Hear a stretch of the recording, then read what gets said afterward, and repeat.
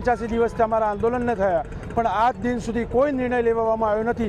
એટલે અમારું આંદોલન હવે પાર્ટ 2 તરફ જઈ રહ્યું છે। અમે આજે મહાત્મા ગાંધીજી, બાબા સાહેબ આંબેડકર અને સરદાર વલ્લભભાઈના પણ દર્શન કરીને કહીને આવ્યા છીએ કે ક્યાંક તમારા આદર્શોને બાજુ પર મૂકી અમારે આ લોકોને ભગાડવા પડશે તો ભગાડી પણ દઈશું। જમીન માટે અમે રેલી કાઢી છે, અમારી જમીન બચાવવા માટે અમે રેલી કાઢી છે। આ જમીન અમારા મફતની નથી, અમારા છોકરાઓ માટે રાખવાની છે।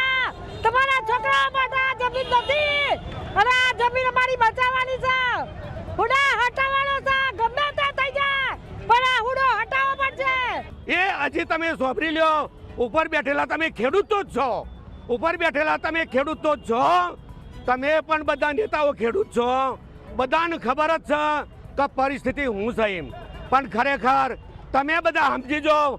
બે હાથ જોડીને અમે ખેડૂતો તમને નમસ્કાર કરીએ છીએ કે અમારી વેદના તમે સાંભળો અને જલ્દીથી જલ્દી એનો ઉકેલ લાવો, એવી અમે ભગવાનને પ્રાર્થના કરીએ છીએ।